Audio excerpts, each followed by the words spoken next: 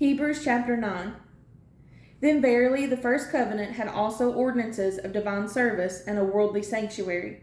For there was a tabernacle made, the first wherein was the candlestick, and the table, and the shewbread, which is called the sanctuary. And after the second veil, the tabernacle which is called the holiest of all, which had the golden censer, and the ark of the covenant overlaid round about with gold, wherein was the golden pot that had manna, and Aaron's rod that budded, and the tables of the covenant. And over it the cherubims of glory shadowing the mercy seat, of which we cannot now speak particularly. Now when these things were thus ordained, the priest went always into the first tabernacle, accomplishing the service of God.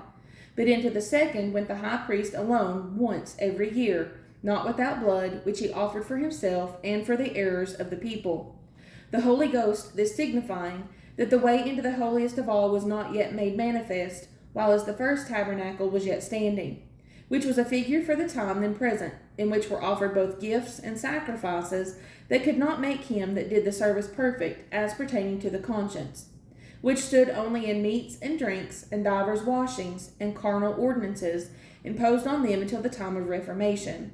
But Christ being come an high priest of good things to come, by a greater and more perfect tabernacle, not made with hands, that is to say, not of this building, neither by the blood of goats and calves, but by his own blood he entered in once into the holy place, having obtained eternal redemption for us.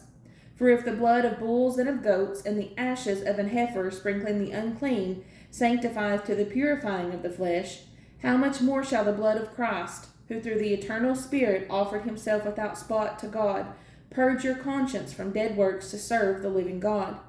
And for this cause he is the mediator of the New Testament, that by means of death, for the redemption of the transgressions that were under the first testament, they which are called might receive the promise of eternal inheritance. For where a testament is, there must also of necessity be the death of the testator. For a testament is of force after men are dead, otherwise it is of no strength at all while the testator live.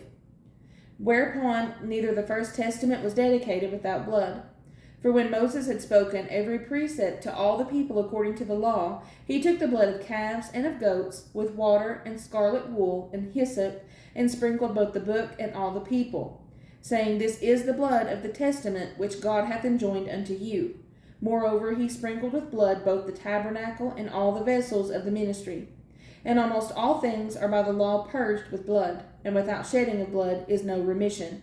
It was therefore necessary that the patterns of things in the heavens should be purified with these. But the heavenly things themselves were better sacrifices than these. For Christ is not entered into the holy places made with hands, which are the figures of the true, but into heaven itself, now to appear in the presence of God for us. Nor yet that he should offer himself often, as the high priest entereth into the holy place every year with blood of others.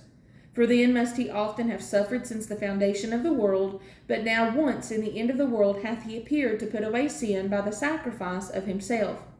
And as it is appointed unto men once to die, but after this the judgment, so Christ was once offered to bear the sins of many, and unto them that look for him shall he appear the second time without sin unto salvation.